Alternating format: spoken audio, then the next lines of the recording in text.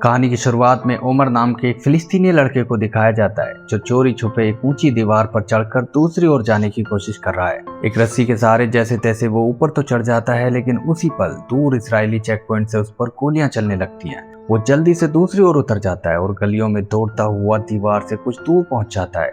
फिर एक नल पर वो अपने हाथों और नाक पर लगा खून साफ करता है और आगे जाकर एक घर का दरवाजा खटखटाता है। दरवाजा नादिया नाम की एक लड़की खोलती है। उमर उससे तारिक के बारे में पूछता है तो वो मुस्कुराकर उसे अंदर आने देती है। तारिक उस लड़की का भाई है जिसके साथ अमजद नाम का एक और लड़का पहले से बैठा था। उमर के आते ही तीनों में मजाक शुरू हो जाती है। तारिक और उमर बचपन के दोस्त हैं, लेकिन इसराइल ने उनके देश में ही एक ऐसी दीवार खड़ी कर दी है जिससे कुछ फिलिस्तीनियों के घर दीवार के उस तरफ रह गए हैं और कुछ के दूसरी तरफ। तारिक और उमर के साथ भी यही हुआ था।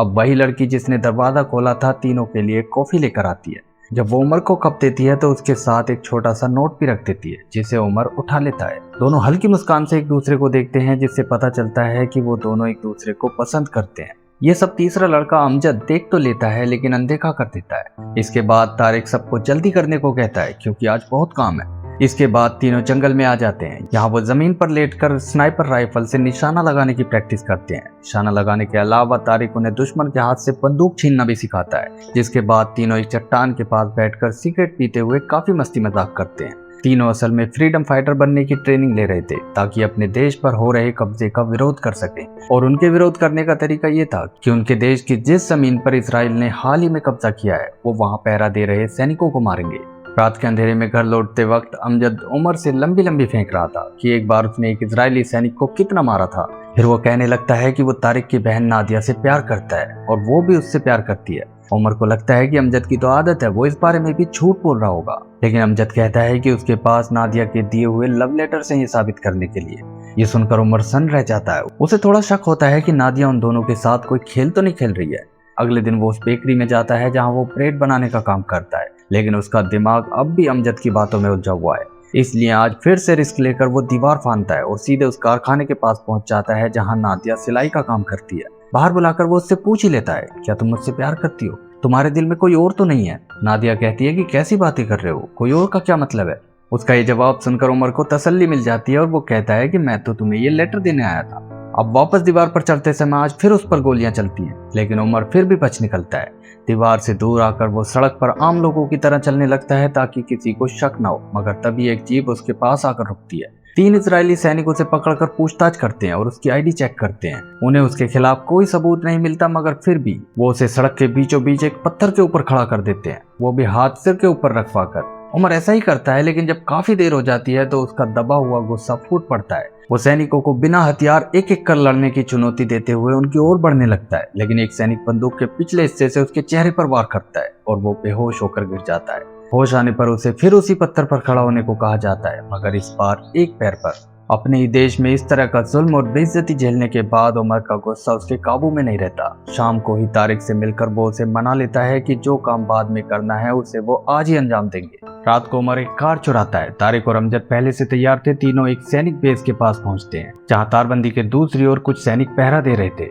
थोड़ी देर निगरानी करने के बाद तारिक अमजद को इशारा करता है। अमजद थोड़ा हिचकिचाता है, लेकिन तारिक कहता है कि तमाशा देखने से फ्रीडम फाइटर नहीं बना चाहता। मैंने ये ऑपरेशन प्लान किया, उमर ने कार चुराई, अब तुम गोली चलाओ क्योंकि तुम्हारा निशाना हमने सबसे अच्छा है। इस तरह अमजद गोली चलाता है और परफेक्शन के साथ उसी सैनिक को मार गिराता है जिसने बुलेट प्रूफ जैकेट नहीं पहनी थी। सैनिक को गोली लगते ही उनकी ओर गोलियों की बारिश होने लगती है, जिससे बचते हुए तीनों वहां से भाग निकलते हैं। बाद में किसी सेफ जगह पर तारिक और अमजद को उतारकर उमर कार को आग लगा देता है और अपने घर की ओर चल पड़ता है। अगले दिन वो नादिया से मिलने जाता है और उससे वादा करता है कि तारिक से बात करके वो जल्दी उसका हाथ मांगेगा। ये सुनकर नादिया बहुत खुश हो जाती है। दोनों शादी के बाद कहाँ रहेंगे, कैसी जिंदगी होगी, दोनों इस तरह के ख्वाब बुनने लगते हैं। जाते जाते आज भी वो दोनों एक दूसरे को अपने लव लेटर्स देते हैं। इसके बाद उमर तारिक और अमजद से मिलता है। तीनों एक लोकल कैफे में बैठे खाना खा रहे होते हैं। उमर कई बार कोशिश करता है कि तारिक को नादिया के बारे में बताए, लेकिन हर बार अमजद बीच में बोल पड़ता है। फिर भी वो इतना तो कह ही देता है कि उसने शादी करने और अपना खुद का घर खरीदने लायक पैसे जमा कर रखे हैं। वो और कुछ कहता तभी बाहर से एक बच्चा चिल्लाता है कि अंडरकवर एजेंट आ गए हैं, भागो। तीनों तुरंत कैफे के पिछले दरवाजे से भागते हैं, लेकिन भाग दौड़ में उमर तारिक और अमजद से अलग हो जाता है। वो छतों पर कूदता है, कई घरों में घुसता है, लेकिन उसे पकड़ने वाले एजेंट्स पड़ते ही जाते हैं और आखिरकार पैर में गोली लगने के बाद वो पकड़ा जाता है। जब उसकी आंख खुलती है तो वो एक अंधेरे कमरे में बंधा हुआ होता है। एक आदमी उसके चेहरे पर तेज रोशनी डालकर पूछता है कि उसके साथ उस रात सैनिक को किसने मारा था। उमर चुप रहता है। वो आदमी लकड़ी का तख्ता उठाकर उसके चेहरे पर मारना शुरू कर देता है। वो तब तक मारता रहता है जब तक उसका चेहरा खून से नहीं सन जाता। इसके बाद वो फिर से वही सवाल करता है। जब उमर अभी भी कुछ नहीं बताता तो सच निकलवाने के लिए वो जेब से लाइटर निकालता है और जगह जगह उसे जला देता है। दर्द से उमर चीख उठता है लेकिन वो अपनी जुबान नहीं खोलता। टॉर्चर के बाद उमर को कई हफ्तों तक अंधेरी कोठरी में रखा जाता है। उस गंदी कोठरी में उसे सिर्फ एक कीड़ा दिखाई देता था जिससे वो कहता रहता था कि उनके पास उसके खिलाफ कोई पुख्ता सबूत नहीं है, इसलिए उन्हें उसे छोड़ना ही पड़ेगा। आखिरकार उस कोठरी से निकाल कर उसे दूसरे कैदियों के पास छोड़ दिया जाता है। एक दिन यहाँ एक कैदी उससे पूछता है कि क्या वो किसी ग्रुप से है, लेकिन उमर जवाब नहीं देता। लंच के दौरान एक दूसरा कैदी उसके पास आकर बैठ जाता है। वो उमर से कहता है कि यहाँ बहुत से कैदी मुखबिर हैं, इसलिए किसी के सामने भी अपनी जुबान मत खोलना। उमर कहता है कि वो कुछ भी कबूल नहीं करेगा। वो आदमी चला जाता है, जिसके बाद उमर को एक प्राइवेट इन्वेस्टिगेशन रूम में ले जाया जाता है। वहाँ वही आदमी जो उसे जेल में मिला था, वो मोबाइल पर एक ऑडियो चलाता है। ये उमर की आवाज होती है जिसमें वो कह रहा है कि वो कुछ भी कबूल नहीं करेगा।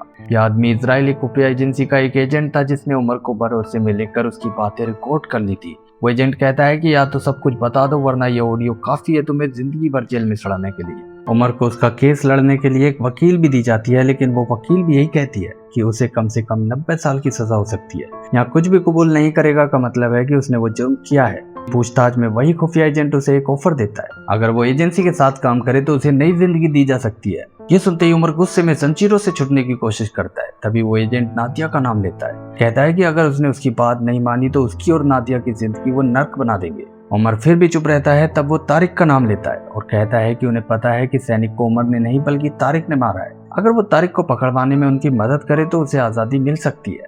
अगले दिन उमर उसी एजेंट के साथ जेल के बाहर खड़ा होता है। उसके चेहरे पर चोट के निशान बता रहे थे कि पीट पीट कर उसे बात मानने के लिए मजबूर कर दिया गया था। उसे 1 महीना दिया जाता है वरना पकड़कर फिर से जेल में डाल दिया जाएगा। जेल से निकलते ही उमर सीधे नादिया के स्कूल जाता है। स्कूल के बाद नादिया उसे देखते ही उसके गले लग जाती है और कहती है कि तुम्हारी गिरफ्तारी के बाद मैं रातों को सो नहीं पाई। वो उससे पूछती है कि क्या उसने वाकई इजरायली सैनिक को मारा था, लेकिन उमर कहता है कि तुम इस मामले से जितना दूर रहोगी उतना ही सेफ रहोगी। नादिया फिर से पूछती है, लेकिन उमर बात को टालकर उसे अपना लव लेटर देता है और उससे तारिक के बारे में पूछता है। नादिया को तारिक के बारे में कुछ पता नहीं होता। वो कहती है कि अब वो घर नहीं आता। उमर अब एक सीक्रेट जगह अपना एक लेटर रख देता है जिससे तारिक तक ये बात पहुंच जाए कि वो उससे मिलना चाहता है। ऐसा होता भी है और सीक्रेट तरीके से ही उसे तारिक का पता बता दिया जाता है। तारिक और अमजद शहर के बाहरी हिस्से में एक बंद पड़ी फैक्ट्री में छिपकर रह रहे थे। उमर तारिक को सब सच बता देता है कि एजेंसी समझती है कि उनके सैनिक को तारिक ने मारा है और उसे तारिक को पकड़वाने की शर्त पर ही जेल से छोड़ा गया है। इस पर तारिक कहता है कि तुम उन एजेंट्स को बुला लो, इस बार उनमें से कोई भी जिंदा बचकर नहीं जाएगा क्योंकि इस बार हम पहले से तैयार बैठे होंगे। लेकिन उमर कहता है कि हमारे बीच में कोई गद्दार है जो हमारी बहुत सी बातें उन तक पहुंचाता है। जब तक हम उसे पकड़ नहीं लेते तब तक हम कोई नया मिशन नहीं कर सकते, वरना सब मारे जाएंगे। तारिक के बाहर जाने के बाद अमजद उमर का शुक्रिया करता है क्योंकि अगर वो उसका नाम ले देता तो एजेंसी उसकी जान के पीछे पड़ी होती। इसके बाद एक दिन उमर नादिया को उस घर में लेकर जाता है जिसे वो खरीदने की सोच रहा है। वो उसे हर कमरा दिखाता है और बताता है कि उसने दोनों के फ्यूचर के लिए क्या क्या सपने देख रखे हैं। नादिया खुशी से भर जाती है और आज वो उसे अपने हाथों से बुना हुआ एक कपड़ा देती है। 1 महीने का टाइम पूरा होने के बाद उमर जेल वाले आदमी को फोन करता है। बात शुरू होते ही दोनों में बहस हो जाती है। उमर कहता है कि तारिक को लाने के लिए 1 महीना बहुत कम समय है। गुस्से में फोन काटकर वो घर लौट आता है, लेकिन उसे पता है कि अब उसे पकड़ने वो लोग जरूर आएंगे। इसलिए जैसे ही उसे किसी के आने की आहट सुनाई देती है, बिना 1 सेकंड गंवाए वो भागने लगता है। शहर की गलियों में भागते हुए एक जगह वो अपनी जैकेट उतार देता है और नादिया का दिया वो कपड़ा सर पर रखकर उन एजेंट्स के बिल्कुल पास से निकल जाता है और पकड़े जाने से बच जाता है। वो दोबारा नादिया से मिलने जाता है, लेकिन वो देखता है कि अमजद उससे कुछ बातें कर रहा है। बाद में पूछने पर वो बताती है कि वो ऐसे ही गुजर रहा था तो बातें करने लगा। फिर वो उमर को बताती है कि सब लोग तुम्हें गद्दार समझ रहे हैं, कहते हैं कि ऐसे कैसे उन्होंने तुम्हें छोड़ दिया।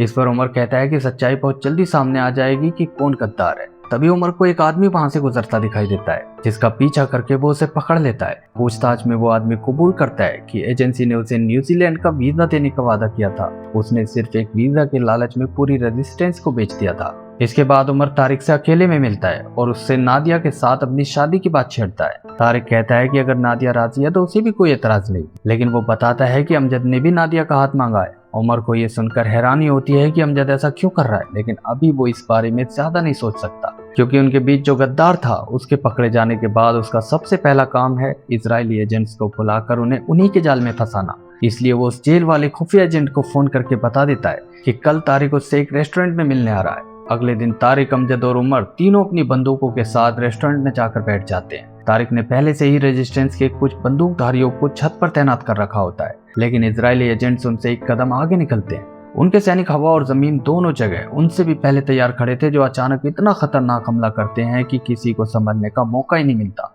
तारिक और अमजद तो अंडरग्राउंड टनल से भाग जाते हैं, लेकिन उमर पकड़ा जाता है। साथ ही छत पर खड़े उनके चारों साथी भी मारे जाते हैं। गिरफ्तार होते ही उमर को फिर एक अंधेरे कमरे में जंजीरों से बांध दिया जाता है, जहां वही खुफिया एजेंट आता है और उस पर चिल्लाता है। बोस्का और नादिया की मुलाकात का एक फोटो दिखाते हुए कहता है कि तुम हर वक्त हमारी नजर में थे। फिर वो कहता है कि हमें नादिया का एक ऐसा राज पता है कि हम जब चाहें उसे एक वेश्या बना सकते हैं। उमर का ये सोचकर दिमाग फटने लगता है कि नादिया का आखिर ऐसा कौन सा राज उन्हें पता है जो वो इतनी बड़ी धमकी दे रहे हैं। इसलिए अगली बार जब वो उस एजेंट से मिलता है तो वो उससे एक आखिरी मौका मांगता है बाहर जाने का। उस एजेंट को उस पर भरोसा नहीं है, मगर फिर भी उमर किसी तरह उसे मना लेता है। वो एजेंट एक बार फिर उसे जाने देता है, लेकिन अब की बार कुछ शर्तों के साथ। वो उमर के पैर में एक डिवाइस लगा देता है जो उसे हर वक्त ट्रैक करता रहेगा। वो कहता है कि हमें बस तारिक का सर चाहिए, उसके बाद तुम आजाद हो, और अगर इस बार तुम फेल हुए तो अपने पैदा होने पर भी तुम्हें अफसोस होगा। उमर जेल से बाहर आ जाता है, घर जाकर उस डिवाइस के ऊपर पट्टियां बांध लेता है और सीधे नादिया के स्कूल पहुंचता है। रास्ते में जैसे ही वो उसे रोकता है, नादिया उसे धक्का देकर बात करने से मना कर देती है। वो उसे गद्दार कहती है क्योंकि उसे लगता है कि उमर ने ही एजेंसी को सारी जानकारी दी थी। उमर के पास इन बातों का कोई जवाब नहीं था, लेकिन अब वो नादिया से वो सवाल पूछता है जिसके लिए वो जेल से बाहर आया था, कि उन लोगों को तुम्हारे ऐसे कौन से राज पता है, तुम्हारे और अमजद के बीच क्या चल रहा है। इस बात पर नादिया को गुस्सा आ जाता है। वो कोई जवाब नहीं देती और वहां से चली जाती है। उमर अब अमजद के घर जाता है, जहां उसकी बहनें रहती हैं। वो अमजद के बारे में पूछता है, लेकिन वो उसे यहाँ आने के लिए मना कर देती है। ये खबर हर जगह फैल चुकी है और अब हर कोई उमर को गद्दार मानता है। उमर नादिया के स्कूल के आसपास नजर रखने लगता है, तभी उसे अमजद वहां दिखाई देता है। अमजद स्कूल के बाहर से नादिया से मिलता है और दोनों आपस में चिट्ठियां बदलते हैं। इससे उमर का शक और भी गहरा हो जाता है। अब वो अमजद से मिलकर उसे एक सुनसान जगह ले जाता है और उसका गला पकड़कर कहता है कि बोल, तू ही है ना वो गद्दार। नादिया को मुझसे छीनने के लिए तूने जासूसी करके मुझे पकड़वाया, वरना उन्हें कैसे पता चला कि मैं नादिया से प्यार करता हूँ। सैनिक पर गोली तूने चलाई, फिर वो तारिक के पीछे क्यों पड़े हैं? क्योंकि अपनी जान बचाने के लिए तूने उन्हें बताया होगा। सच्चाई उगलवाने के लिए उमर अमजद की गर्दन पर चाकू रख देता है, यहाँ तक कि उसकी गर्दन से खून तक छलक उठता है। अब अमजद भी ये बात मान लेता है और बताने लगता है कि उसने गद्दारी क्यों की। वो कहता है कि गलती से नादिया उससे प्रेग्नेंट हो गई थी और एजेंसी को इस बात का पता चल गया। एजेंसी ने धमकी दी कि अगर वो उनके साथ नहीं मिला तो वो इस बात को सब जगह फैला देंगे और फिर नादिया और अमजद दोनों को मार दिया जाएगा। नादिया को बचाने के लिए उसके पास एजेंसी का साथ देने के अलावा कोई रास्ता नहीं था। ये सुनकर उमर का खून खोल उठता है। वो अमजद को जमीन पर पटक देता है और उसे जान से मारने के लिए पूरी ताकत से उसका गला दबाने लगता है। लेकिन इसी बीच अमजद की आवाज निकलती है कि मेरे मरने के बाद जब सच्चाई सामने आएगी तो लोग नादिया को भी मार देंगे। ये सुनते ही उमर अमजद को छोड़ देता है, क्योंकि वो नादिया से प्यार करता है और नहीं चाहता कि नादिया के साथ कुछ भी बुरा हो। वो अब पूरी तरह टूट चुका था। उसकी आंखों में आंसू थे। उसे समझ नहीं आ रहा था कि नादिया आखिर ऐसा कैसे कर सकती है। वो तो उससे प्यार करती थी, उसके साथ जीने मरने की कस्में खाई थी उसने। अभी भी उसका मन कर रहा था कि अमजद को जान से मार दे, लेकिन फिर किसी तरह अपने आप को संभाल कर वो घंटों यूं ही बैठा रहता है। फिर वो सोचता है कि उसका प्यार तो उसे नहीं मिल सका, कम से कम अपनी बेगुनाही तो साबित की जाए, वरना वो हमेशा गद्दार कहलाएगा। काफी सोचकर वो कहता है कि हमें तारिक के पास जाकर उसे सच बताना होगा, लेकिन अमजद मना करने लगता है। कहता है कि वो उसे जिंदा नहीं छोड़ेगा। उमर कहता है कि मैं ऐसा नहीं होने दूंगा। वो मेरे बचपन का दोस्त है और नादिया उसकी बहन है, वो मेरी बात जरूर समझेगा। इस तरह वो तारिक के पास मैसेज पहुंचा देता है और अपने आदमियों के साथ तारिक उससे मिलने आ जाता है। आते ही वो दोनों की तलाशी लेता है और उमर के पैर में बंधी पट्टी को देखने के बावजूद वो अपने आदमियों को वहां से वापस भेज देता है। लेकिन उनके जाते ही वो उमर की गर्दन दबोच लेता है। वो कहता है कि बार बार वो लोग तुम्हें कैसे छोड़ देते हैं, क्या इस बार फिर से कोई नया धोखा देना है? उमर बता देता है कि उसके पैर में ट्रैकिंग डिवाइस लगा हुआ है, लेकिन वो गद्दार नहीं है। इस बार उनसे झूठ बोलकर बाहर सिर्फ इसीलिए आया है ताकि असली गद्दार को ढूंढ सके। इस तरह वो अमजद का नाम दे देता है, जिसे सुनते ही तारिक उसे छोड़ देता है। उमर बताता है कि अमजद से एक गलती हुई, जिसका फायदा उठाकर उन लोगों ने उसे अपना मोहरा बना लिया। अब जैसे ही वो कहता है कि अमजद ने नादिया को प्रेग्नेंट कर दिया है, वैसे ही तारिक अमजद पर हमला कर देता है। उमर उसे रोकने की कोशिश करता है, लेकिन तारिक अमजद को मारने के लिए अपनी गन निकाल लेता है, मगर छीना झपटी में गोली तारिक को ही लग जाती है और अगले ही सेकंड उसकी मौत हो जाती है। ये देखते ही उमर पूरी तरह डर जाता है। उसे समझ नहीं आता कि क्या करे। आखिर वो उस एजेंट को फोन करके बुला लेता है, जो तारिक की लाश देखकर बहुत खुश होता है और कहता है कि इसके बदले में उसे कभी भी किसी भी चीज की जरूरत हो तो बता दे। उमर कहता है कि उसे कुछ नहीं चाहिए, बस तारिक की लाश को 2 महीने तक वापस मत भेजना, तब तक मैं अपने ऊपर लगे धब्बे को मिटाने की कोशिश करूंगा। एजेंट हाँ कहता है और उसके पैर से ट्रैकिंग डिवाइस निकालने के बाद तारिक की लाश को लेकर चला जाता है। इसके बाद उमर अमजद और उसके माँ बाप को साथ लेकर नादिया के घर जाता है। वहाँ पूरे परिवार के सामने वो अमजद के लिए नादिया का हाथ मांगता है, जिसे सुनकर नादिया एकदम हैरान रह जाती है।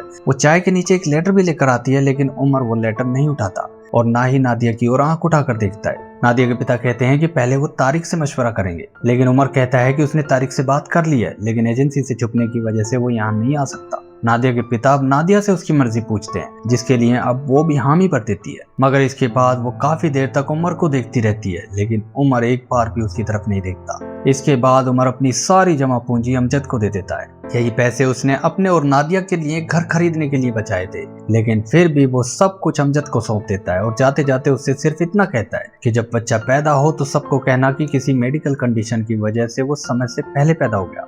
2 महीने बाद तारिक की लाश मिलती है। पूरे इलाके में गम की लहर दौड़ जाती है, क्योंकि उनके देश पर लगातार बढ़ रहे कब्जे को रोकने के लिए तारिक उनका एक बड़ा सहारा था। उसके जनाजे के बाद उमर अमजद से साफ कह देता है कि आज के बाद वो कभी भी उससे मिलने की कोशिश ना करे और वहां से चला जाता है। उमर अपनी जिंदगी में वापस लौट आता है, परिवार का ख्याल रखता है और बेकरी में ब्रेड बनाने का काम करने लगता है। इसी तरह 2 साल बीत जाते हैं। एक दिन जब वो घर लौट रहा होता है तो एक आदमी उसे रोकता है। वो अपना नाम मूसा अली ताहा बताता है, जो कि रेजिस्टेंस का नया लीडर बना है। वो उमर को बताता है कि तारिक की लाश उसके जनाजे से 2 महीने तक एक रेफ्रिजरेटर में पड़ी रही थी और आखिरी बार तारिक को अमजद और उमर के साथ देखा गया था।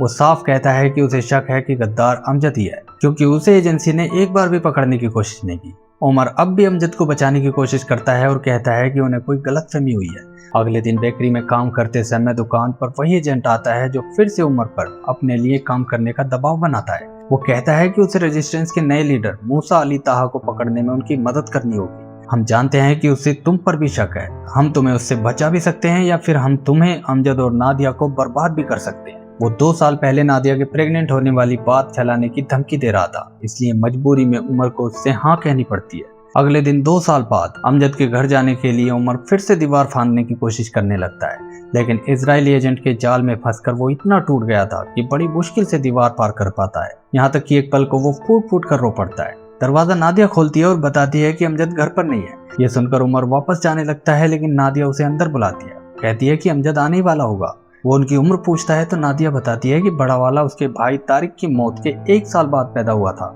उमर ये सुनकर हैरान रह जाता है। वो पूछता है कि ये बच्चा समय से पहले पैदा हुआ था ना, लेकिन नादिया कहती है कि नहीं, ऐसा तो नहीं है। उसी पल उमर को सच्चाई समझ आ जाती है। अमजद ने उससे शुरू से ही झूठ बोला था। उसकी प्रेगनेंसी की कहानी झूठ थी ताकि वो नादिया से शादी कर सके, और इसीलिए वो इजरायली एजेंसी के साथ मिला हुआ था ताकि उमर को रास्ते से हटा सके। नादिया आज उससे वही सवाल करती है जिसका जवाब वो पिछले 2 साल से ढूंढ रही थी, कि उमर ने अपने लिए उसका हाथ क्यों नहीं मांगा। जवाब में उमर भी कहता है कि उसने अमजद के लिए हाँ क्यों कहा था। नादिया बताती है कि मुझे लगा कि तुम मुझे अपनी जिंदगी में नहीं लाना चाहते, क्योंकि दूसरों की तरह मैंने भी तुम पर गद्दार होने का इल्जाम लगाया था। वो कहती है कि अमजद के हाथों मैंने तुम्हें एक लेटर भी भिजवाया, लेकिन तुमने वो लेटर लेने से मना कर दिया। तुम्हारा गुस्सा जायज था, क्योंकि जिस वक्त तुम्हें मेरी सबसे ज्यादा जरूरत थी उस मुश्किल वक्त में मैंने तुम्हें गिरने दिया। उमर समझ जाता है कि अमजद ने जानबूझकर उसे नादिया का लेटर नहीं दिया। वो कुछ सोचते हुए नादिया से कहता है कि तुमने नहीं बल्कि मैंने तुम्हें गिरने दिया, और ये कहकर वो चला जाता है। इतनी तकलीफ, इतने जुल्म, अपने सबसे अच्छे दोस्त तारिक की मौत, उसका प्यार उससे छीन लिया गया। ये सोचकर उमर अंदर से टूट जाता है। उसके जीने की ख्वाहिश अब खत्म हो चुकी है।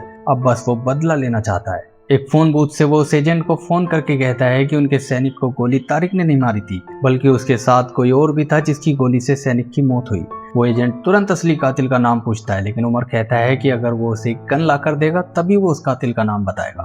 वो गन का क्या करेगा, इसके जवाब में उमर कहता है कि वो अपना कोई पर्सनल मैटर निपटाना चाहता है। साथ ही वो कहता है कि गन मिलने के बाद वो रेजिस्टेंस के लीडर मूसा अली ताहा के बारे में भी कुछ जानकारी देगा। इसके बाद वो मूसा अली ताहा से मिलता है और उससे किसी बात का सौदा करता है। बदले में वो लीडर से एक वादा लेता है कि अमजद की गद्दारी का वो खुद उससे हिसाब लेगा। उसके अलावा कोई भी अमजद को हाथ नहीं लगाएगा। उसने लीडर को कोई ऐसी डील ऑफर की थी कि वो अमजद को छोड़ने के लिए मान जाता है। इसके बाद उमर उसी जंगल की ओर निकल जाता है जहाँ वो एजेंट रामी उससे मिलने आने वाला है। दूसरी ओर नादिया को दिखाया जाता है जो उमर का दिया हुआ लेटर पढ़ रही होती है। इसे पढ़कर पहले वो उदास हो जाती है, लेकिन फिर एक हल्की सी मुस्कान उसके चेहरे पर आ जाती है। अब उमर को जंगल में दिखाया जाता है जहाँ वही एजेंट रामी अपने 3 साथियों के साथ उससे मिलने आता है। शुरुआत में उन सबके हाथ अपनी गन पर थे, लेकिन बाद में जब रामी उमर से बात करने लगता है तो फिर वो आराम से खड़े होकर सिगरेट पीने लगते हैं। आने के थोड़ी देर बाद ही रामी उमर को एक गन दे देता है। उमर इसे गलत तरीके से पकड़ता है और कहता है कि आज से पहले उसने कभी गन नहीं चलाई, क्या वो उसे गन चलाना सिखा सकता है। रामी उसके चेहरे को ध्यान से देखता है और फिर गन में गोलियां लोड करके एक पेड़ के पत्ते पर निशाना लगाकर दिखाता है। फिर पूछता है कि अब बताओ हमारे सैनिक पर गोली किसने चलाई थी, लेकिन उमर कहता है कि एक बार मैं भी गोली चलाकर देख लूं। रामी कातिल का नाम जानने के लिए बेचैन था, लेकिन फिर वो सोचता है कि थोड़ी देर और सही। ये सोचकर वो गन उसके हाथ में दे देता है। उमर सामने की ओर निशाना लगाते हुए कहता है कि तुम्हें पता है अफ्रीका में बंदरों को कैसे पकड़ा जाता है। रामी हैरान होकर उसकी ओर देखता है, लेकिन अगले ही पल उमर पीछे मुड़कर उसका भेजा उड़ा देता है और इसी के साथ ये मूवी एंड हो जाती है। जेल में रहकर उमर इतना तो समझ गया था कि उनके सैनिक का कातिल जिंदा घूमता रहे। इजरायली एजेंसी को ये मंजूर नहीं। उस कातिल का नाम ही उनके लिए वो चाह रहा था जिसके लिए वो अफ्रीका के बंदरों की तरह दौड़े दौड़े चले आएंगे। इसके बाद उमर मारा गया होगा, लेकिन अपनी जिंदगी बर्बाद करने वाले को उसने उसके अंजाम तक पहुंचा दिया। साथ ही रेजिस्टेंस लीडर से रामी की मौत के बदले उसने अमजद की जिंदगी का सौदा कर लिया था, ताकि नादिया की हंसती खेलती जिंदगी पर अब कोई आंच ना आए। नादिया को भेजे आखिरी लेटर में शायद उसने यही लिखा होगा कि वो उससे कितना प्यार करता था। उसका प्यार दिल में लेकर वो इस दुनिया से जा रहा है। एक आखिरी सवाल जो आपके मन में होगा कि अगर अमजद और नादिया के बीच कोई बात नहीं थी, लेकिन उमर ने एक बार खुद अपनी आंखों से उन्हें एक दूसरे से चिट्ठियां बदलते हुए देखा था। इसका जवाब है कि एजेंसी से छुपने के दौरान ये चिट्ठियां तारिक अपने परिवार के लिए अमजद के हाथों भिजवाता था और उनकी चिट्ठियां अमजद तारिक को ले जाकर देता था। आपको ये कहानी कैसी लगी कमेंट में जरूर लिखें और वीडियो पसंद आई हो तो इसे लाइक भी करें। वीडियो आखिर तक देखने के लिए शुक्रिया।